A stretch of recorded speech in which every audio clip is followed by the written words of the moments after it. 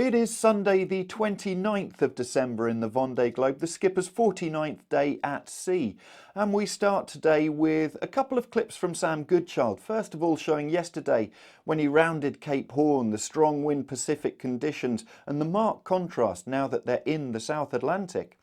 We then get an update from Nico Lunven and Boris Herrmann, both in that South Atlantic in the light winds. And then also from Charlie Dalin, who has really closed up to Yoann Richomme in the lead. We take a look at the tracker and the options for the leaders because they've got a transition zone ahead. And then 4th to 10th place, there are some really interesting options being played out, and we'll see, will the west, will the east pay as they make their way north? And then take a look at the leaderboard as well, and then finish off with a little clip from Kojiro Shiraishi. Hey, have a look at this. That green line there is the longitude of Cape Horn. That little pink boat is us. We're in it, we're in the Atlantic. We've made it past Cape Horn. Really happy with that. It's been a long 10,000 miles of Southern Ocean. The winds should start dropping off now. We can't see Cape Horn, it's 70 miles to the north of us. It's a bit of a shame. I'm really happy to have made it this far. I have the boat in good shape for one piece, so thanks lot to the team, thanks everyone. I've still got another 3 or 4 weeks to go, 7,000 miles. With a couple trips along the way, so it's not going to be easy, but I have to go past this milestone. Take it easy, bye. Look at that, she's back. Last time we saw her, she was in the water, and I almost let her go. Now she's back. It's good times. Ah, happy. We're back to 8 sails now. Back into full wardrobe. There's land everywhere. See ya.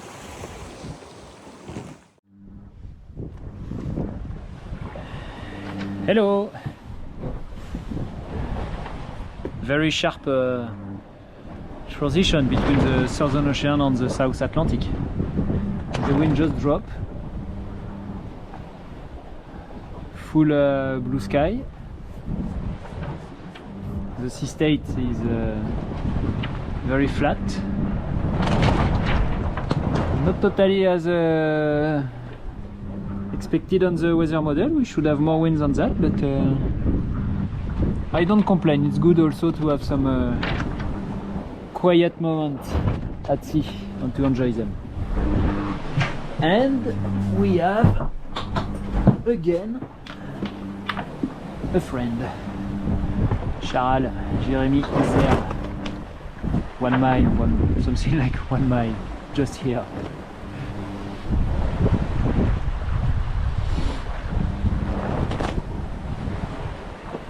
We are a bit faster than him. It's very nice to enjoy some moment like that after a few weeks in windy, choppy and grey condition. Still a bit cold, but at least it's sunny. It's good for the mood.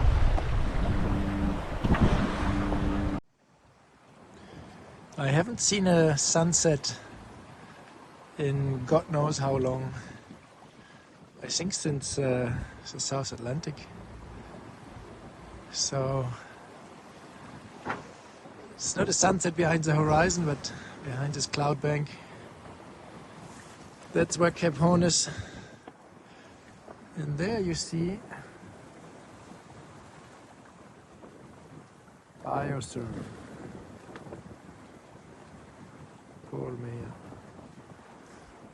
And here Staten Island.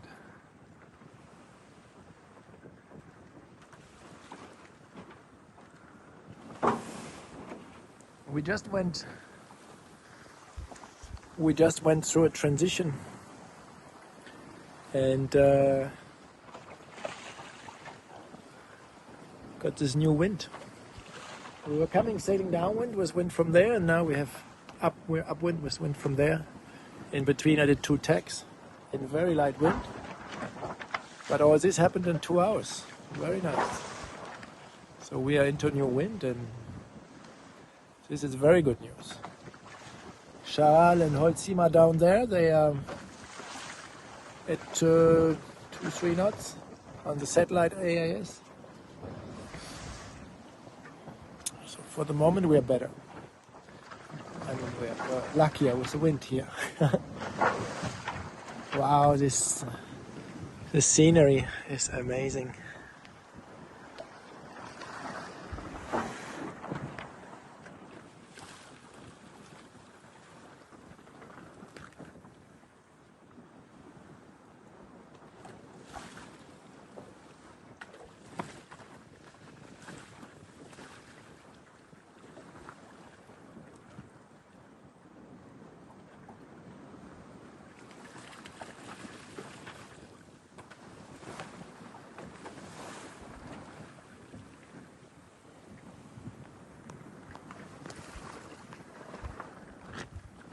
Okay, that's the end of the day here.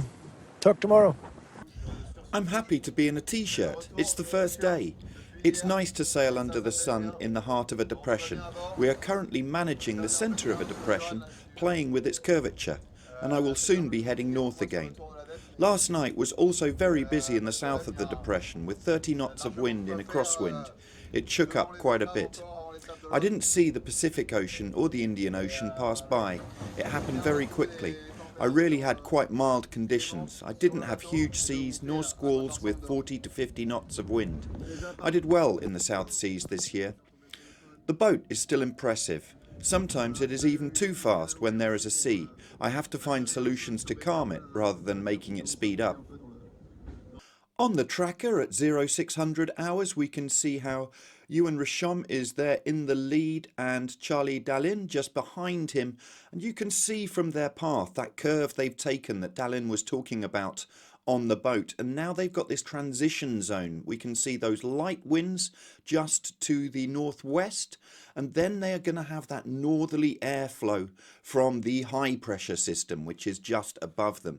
And Seb Simon you can see there in third place, and he is using that depression which both Richomme and Dalin have been in. The gap is now just down to 50 miles between Richomme and Dalin, and you would think that Dalin would be favoured with this upwind conditions that they're going to have. So we may well see another lead change in the next 24 hours. In the group from 4th to 11th place, we've now got the top 10 all around Cape Horn, with Yannick Besteven next to round. He's got a few problems with his steering. He's managed to do a sort of jury repair on that at the moment and needs a more permanent solution. In 4th place, we can see Thomas Rouillon is currently pointing at a high pressure system, so the wind is dropping and dropping. Currently he's making 7.8 knots, but this will drop further as he makes his way north. And then the group we've got from 5th and 6th, Jeremy Bayou and Nico Lunven very close together, just a nautical mile separating them. And another pair we've got Boris Herrmann and Paul Milhat in 7th and 8th place, very close together. In 9th is very interesting. We talked yesterday with James Harada, and he talked about this westerly option that you could take to avoid the centre of that high pressure. It does require upwind sailing, but it looks like Sam Goodchild is doing that, where Justine Metreau, we're not quite sure which option she's taking yet, but currently pointing for that easterly option. It means you start off with reaching conditions, but you get the problem of those light winds. The group from 12th to 20th is led by Clarice Kramer, with Benjamin Dutroux just behind and Sam Davies just a little bit to the north. She's lost a bit of ground by taking that northerly option, which avoided the strongest of the winds. And then in 15th, we've got Roman Atanasio, who was the last to pass the longitude of Point Nemo. And right now we've got Damien Seguin doing exactly that. And then John Le Cam, the leading daggerboard boat, will be crossing it in the next few hours. What we're watching out for here, though, is a deepening depression. You can see those reds, the strong winds. And if we move forward 24 hours, that has turned into a huge Pacific Ocean storm. And so the leaders of that group, especially when we look at Roman Atanasio and also Damien Seguin and Jean Le Cam, they are all going to be moving further to the east and are going to be in those strong winds. And if we look at the sea state in this as well, we're going to have 6-metre seas and that is going to be dangerous conditions for them. Just slightly to the west in the Pacific Ocean, we've got the group from 21st to 30th, with Benjamin Ferrer in 21st and Kojiro Shiraishi in 30th, who we will hear from shortly. The leaderboard there shows us Yoann Richomme still in the lead, but the gap has closed from over 100 nautical miles to just 50 nautical miles to Charlie Dalin in second place. And his average speed over the last 24 hours, Dalin averaging just over a knot faster than Richomme, and the instantaneous speed 7.5 knots faster than Richomme. And so that gap will continue to close as they approach that light wind transition zone. Seb Simon there going very nicely, nearly 22 knot average speed over 24 hours. Thomas Rouillon, he will be slowed up by that light winds that we saw as he goes up the South Atlantic.